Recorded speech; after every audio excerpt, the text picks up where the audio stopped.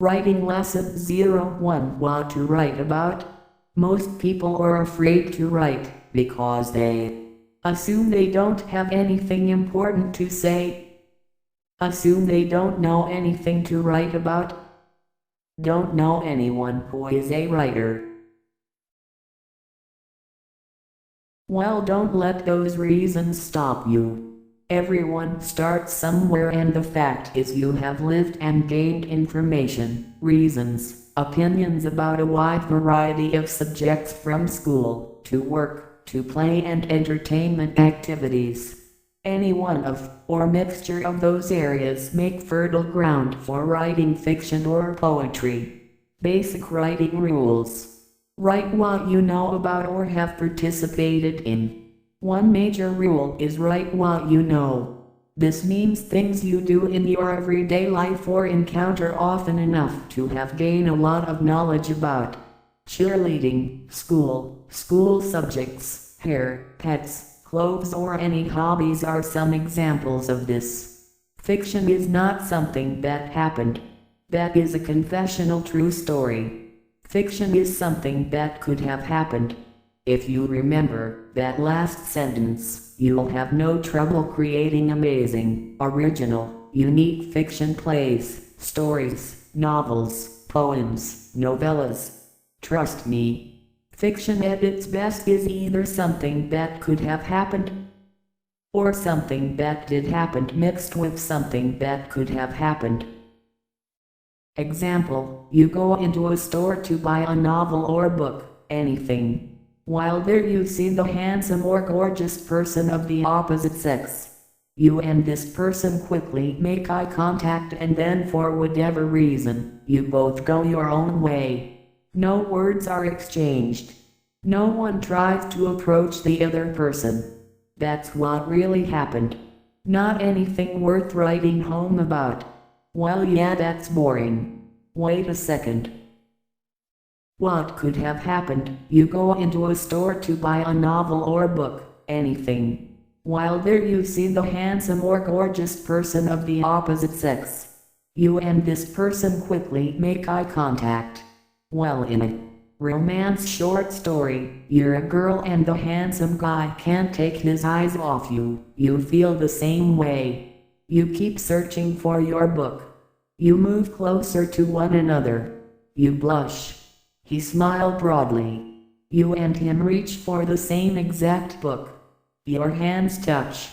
Unless you're going to bribe me, I'm going to buy this book, you say. The bookstore clerk told me it was the only copy they had. We'll just have to share, you say, blushing. I've never shared a book, unless it's over dinner first, he replies. Take it from there.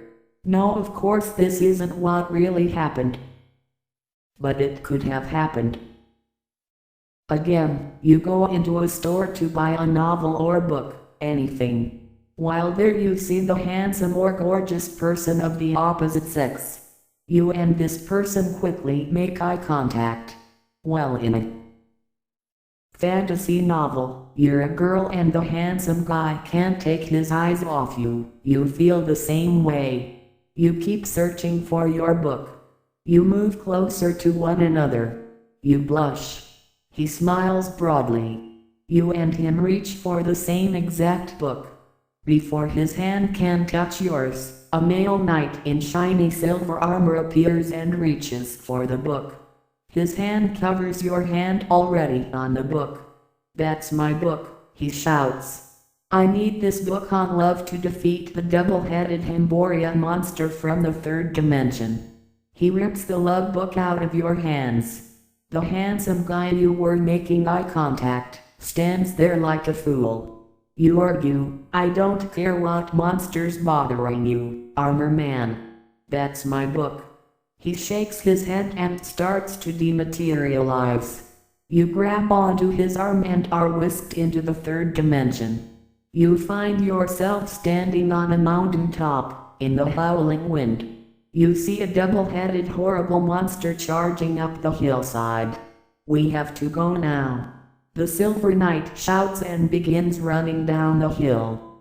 Aren't you going to fight that monster? You manage to blurt out, as your heart beats faster. You look at the Himboria charging toward you and the fleeing night. Wait. I don't know anything about this third dimension. You start running after the night. Follow me, he said, still running and hopping down the mountainside. I can't fight the Himboria until I get the harp of knowledge. The sound of the Himboria's growl is deafening. You dash after the armored knight and go running down the hill slope the Himboria in fast pursuit. Again, you go into a store to buy a novel or book, anything. While there you see the handsome or gorgeous person of the opposite sex. You and this person quickly make eye contact. Well, in a science fiction novel, you're a girl and the handsome guy can't take his eyes off you. You feel the same way. You keep searching for your book. You move closer to one another. You blush. He smiles broadly. You and him reach for the same exact book. A large clock falls out of the love book and starts clicking loud. You and the handsome guy watch all the bronze shiny gears clicking and pulling one another in several circles. The second hand starts spinning wildly. The second hand rises, stabs the book in the center and lifts the two of you up in the air. The hand splits, forming 4 helicopter blades. What the fuck, you say. How is this happening, says the guy. Whatever it is, we can't let go now. Why not? Because that clock is making a large spaceship, and unless you close your eyes, unless it jumps into hyperspace, we are going to smash this bookstore to pieces.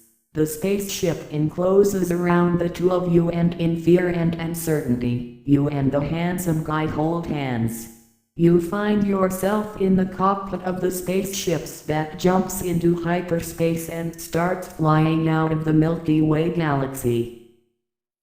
Again, you go into a store to buy a novel or book, anything. While there you see the handsome or gorgeous person of the opposite sex. You and this person quickly make eye contact. Well, in a erotica fiction story, Cicada didn't believe in ghosts, space aliens, or even love. She did like reading about love, and when she went into the small bookstore on the corner, something inside her hoped just a little she might find the boy of her dreams, or at least the fuck of a lifetime. When Ryan's hand touched her hand, as they both reached for the Kama Sutra updated and revised, Cicada blushed. I'm sorry. I need this for a sexual research project. Ryan coughed. Yes. I need it too, for a research project. I'm going to Princeton. Really, I'm not far away, at Yale, Cicada said softly. She let go of the book. Maybe we can study it together. Ryan held the book out and gave it to her. You want me to pay? If I pay, you'll say I bought it to seduce you. No, I will not. If I want to fuck you, Ryan, I will. Do you? Do I what? You said, as you both left the love aisle in the bookstore for the cash register. Want to fuck me? Ryan, I never make a sexual decision on an empty stomach. I hope this doesn't mean I have to buy dinner. I'm buying the book, Ryan. You buy the dinner. Then we'll see. And again, last example, you go into a store to buy a novel or book, anything. While there you see the handsome or gorgeous person of the opposite sex. You and this person quickly make eye contact. Well, in it. You could turn this what did happen into a what could have happened into a song, video, movie, drawing, photograph, whatever. Research topics you're hazy on or don't know about. Another how to write rule is to research what you don't know about, then you'll know what to write on the subject. This means, if you like skydiving but you've never done it, simply go on the internet or go to the library and look in a book or two about the subject. You might watch a film about skydiving. Research has never been easier with the internet on hand, telling you about countless topics in print, video, sound that could be turned into fiction. Forget about anyone reading your writing. Third rule is to just write what you feel in your gut and get it out on paper. Then you can polish it over and over, until you get it into high form. Write what you think about most. Fourth rule, as Ayn Rand says, is to write about what you think most about.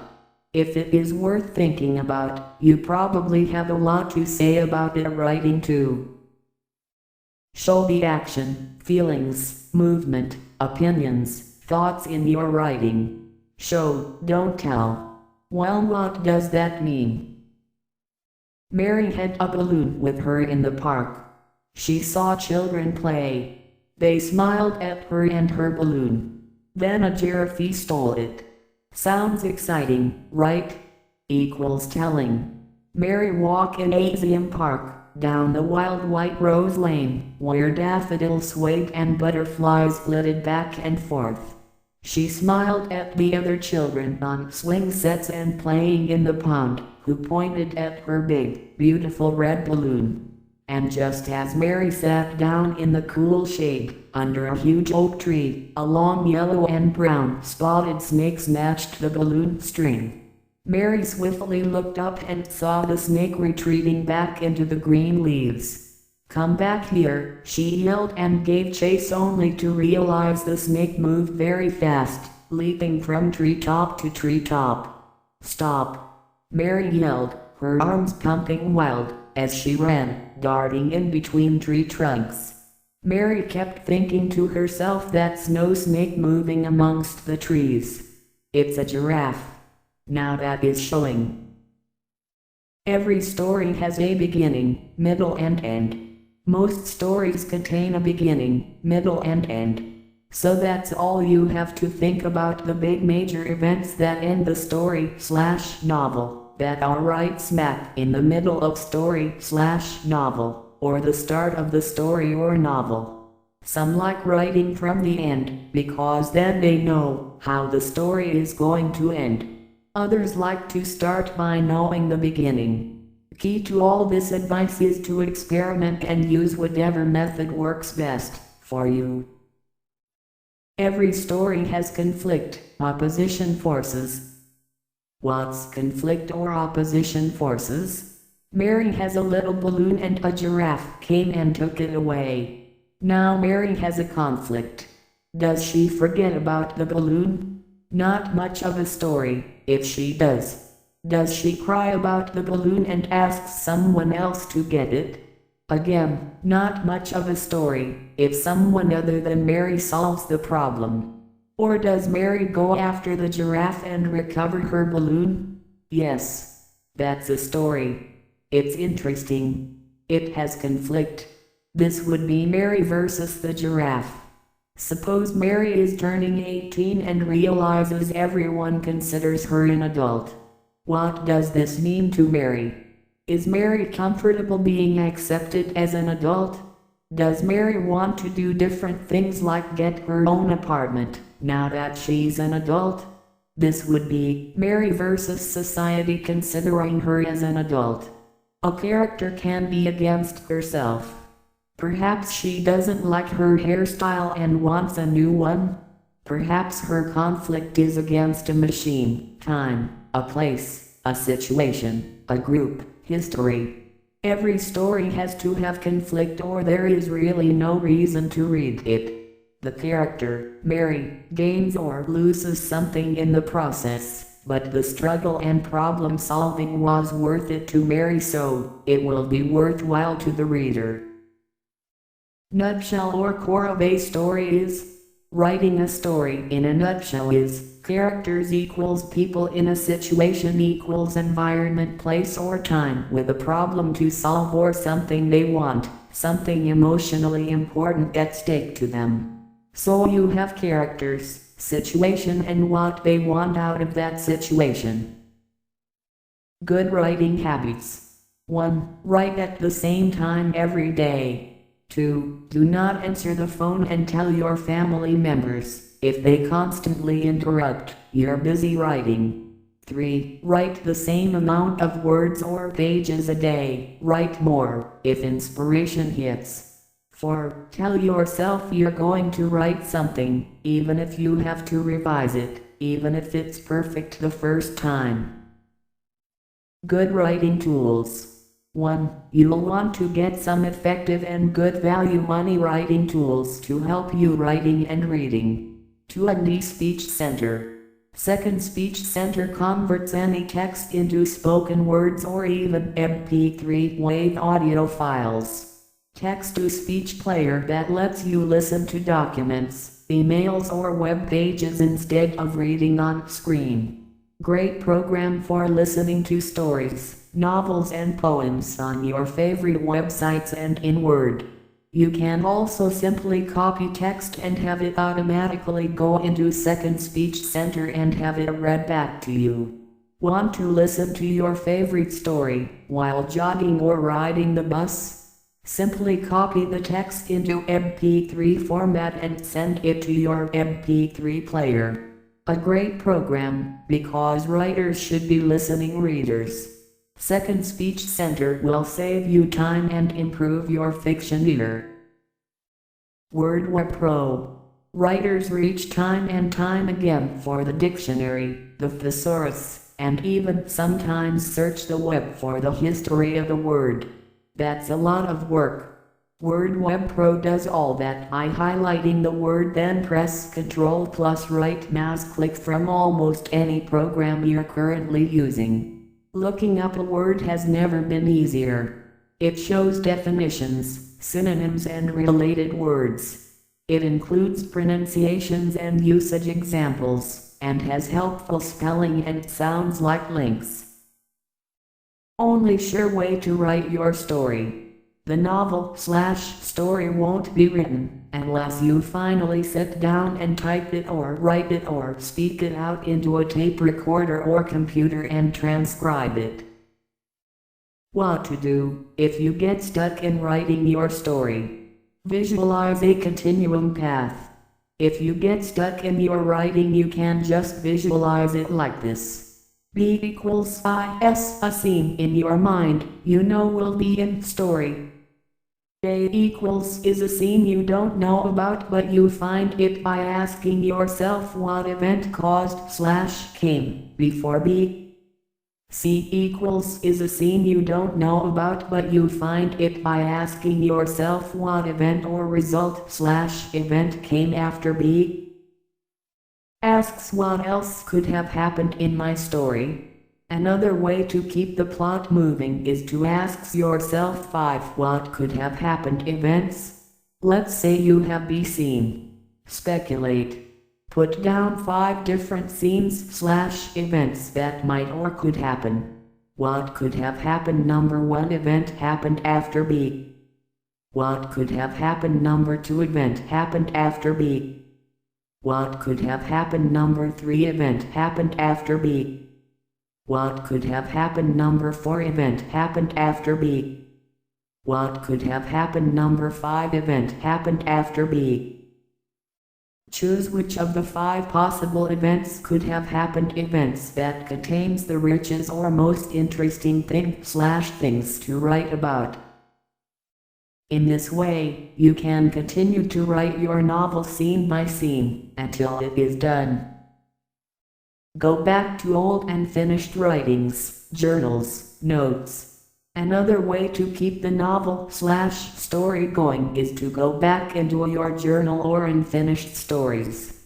Perhaps you can take scenes, characters, chapters or plot events from those and include in your novel/story. Some writing prompts for you. Realize you are allowed to write the scenes in any order you choose. And you are allowed to write the scenes in any order you want.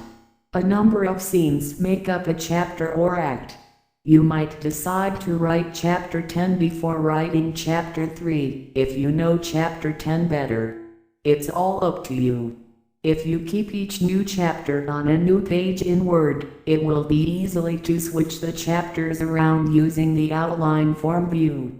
See more about writing scenes in Lesson 05 on my website worldwideweb.cupiderosbooks.com. Writing prose fiction. How long is a story? Basic word count in fiction. Microfiction 6 words to 50 words. Flash fiction 51 words to 1,500 words. Short story 1,501 to 10,000 words. Novella 10,001 to 40,000 words. Novella 40,001 to 50,000 words. Novel 50,001 to 100,000 words. Epic novel 100,001 to you decide word length. Basically, one 8.5 by 11-inch double-spaced page gives you 1 page equals 250 words, 2 pages equals 500 words, 3 pages equals 750 words, 4 pages equals 1,000 words. If you want more writing fiction advice, go to http://worldwideweb.cupiderosbooks.com/writinglessons.html. So go start writing your story.